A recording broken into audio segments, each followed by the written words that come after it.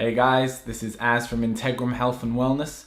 Today we've got a question about panic attacks. So I'm going to read you this message I've received from a client of mine, and I'm going to try and offer you some solutions today on how to cope and deal with panic attacks. Hi Az, I've suffered with them since I was 13, mainly on packed trains and in packed lifts. I've managed to sort those ones out by distracting myself or just closing my eyes and concentrating on breathing. As you probably noticed, I've had 3 in classes. This person does kickboxing classes with me on a weekly basis. Generally, I start to get short of breath, which causes me to hyperventilate. Then I get overwhelmed and start to cry, which increases my rapid breathing and makes the attack worse. I sometimes end up really hot and sticky, and then I end up with a really bad headache once it's all over. But this is my 5th in 3 months, and I haven't had any for years. Let's start by saying that I'm sure most of you, if you're watching this, you've either experienced it or you've watched someone experience a panic attack and you're looking to help them. It's a very scary thing to go through. It's very charged. It contains a lot of emotion. So let's see if we can offer you some ideas on how to help with this. I think the first thing to understand is how we have them and why we have them.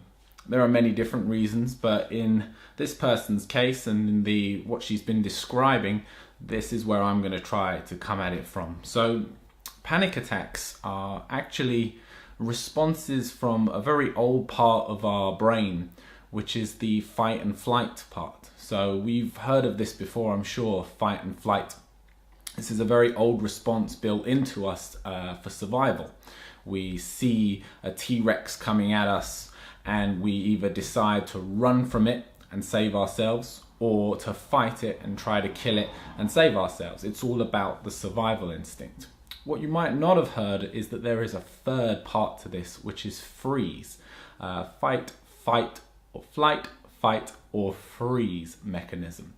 Freeze you'll often see in the animal kingdom. If you startle an animal, it will often freeze, go completely still. And again, this is a survival mechanism. Some animals' vision is based on movement. You might remember from Jurassic Park the scene where they tell them not to move because it can't see you. This is all down to that, the freeze mechanism. The issue with this in modern day society is it's not necessarily socially acceptable to freeze or fight or flight in different situations. So for example, you're sitting on a packed train on your way to work and the fight, flight, freeze mechanic kicks in. You want to fly, you want to get off that train, it's packed and it's moving, you can't get off. Panic sets in because you're not able to fulfill that response. So what I've got here is a cycle of how these panic attacks seem to come down and arise, and we're going to look at some different options of how we can break the cycle. So up here we have the stimulus. So whether that be the T-Rex, the packed train, or in this case the kickboxing grading. Then we have the mental association. So this bit's really important. If we take our T-Rex example, the mental association with seeing the T-Rex is that I'm going to get eaten unless I do something about this. So we mentally associate the stimulus with a bad place. It's a bad thing, and we need to either get out of it, fight it, or freeze and let it pass. One of the 3. The next thing is how our body physically responds. Now, she explained in it all the responses that are typical of a panic attack and the things that come up on the approach of a panic attack. Heavy breathing, sweating, crying, all these emotions, all this charge of adrenaline and other hormones that are pumped through us as we get into this mental or physical state. What we've got here is a mini flow chart, which is where we've got the 3 options that we choose, or that our body seems to choose. Whether it be freeze, fight, or flight. Then it comes back to how the stimulus responds into this. So let's go through with our T-Rex all the way through. Man sees the T-Rex. Mental association is T-Rex is going to eat me. Physical response, body lifts the levels of adrenaline, it pumps oxygen through heavy breathing, it raises the heart rate. From there, freeze, flight, or fight. In this instance, the system in its way has chosen to freeze. We're standing still, we're hoping it doesn't see us. Back to the stimulus, the T-Rex walks past, our body calms back down, heart rate lowers, adrenaline levels lower, and we return on as normal. Now, in her instance, she has been currently dealing with this from this point of view, the physical response. We can break at this cycle at any point and try to deal with it at that area. So currently, if we take her, what she spoke about on the train, she mentioned about dealing with it with breathing exercises, by closing her eyes, meditation, trying to stay calm. The stimulus of the busy train was still there, not removed. The mental association of what that busy train does to her was still there because the symptoms still come on. But where she's intervened is here at the physical response. She's calmed herself. She's controlled her breathing, and she's stopped herself from going into freeze, fight, or flight. She might still get a bit of flight. She still may prefer the option of getting off the train if it was an option. But she's managed to control it enough that the stimulus can pass and that she can get through that train journey and get off the train. The more that someone can do this, the more often you can subject yourself to the stimulus and break the mental association by controlling the physical response, the less likely you are to have the panic attacks.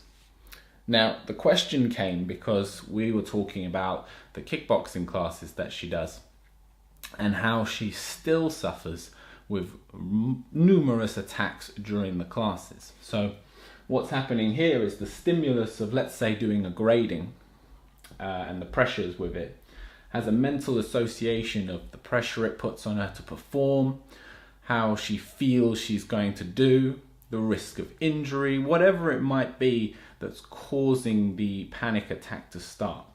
The physical responses kick in of the heavy breathing, the crying, the rapidness of breath, etc.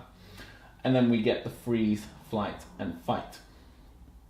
The issue here, especially with the classes, I imagine, is going to be down to do with the people around it and the association of the way you should behave and carry yourself in a martial arts class, for instance.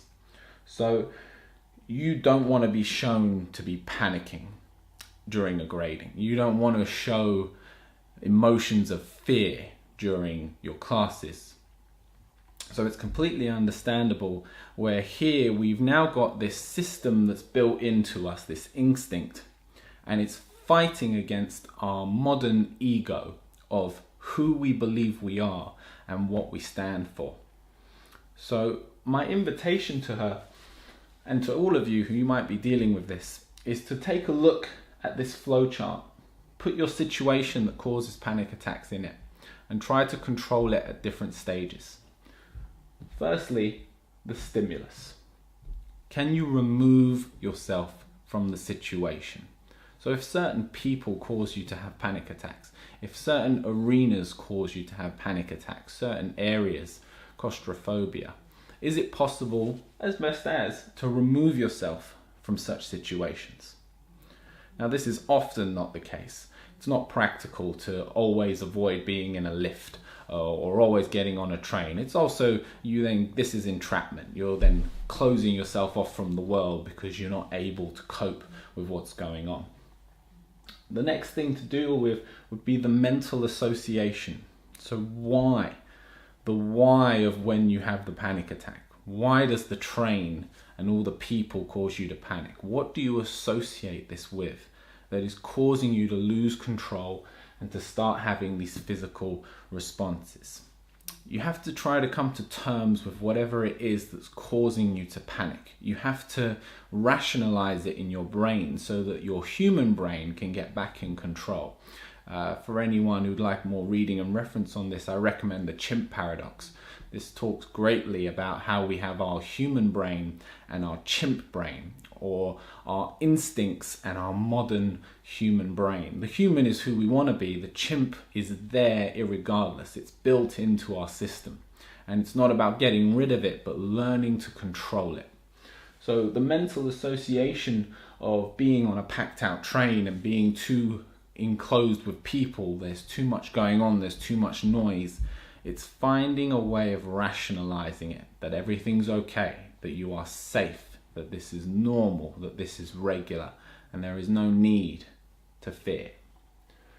Physical responses is a great way of being able to get under the control of mental association. So physical responses of being aware when you start breathing heavy, being aware of your elevated heart rate, that you're starting to perspire, that you're starting to sweat.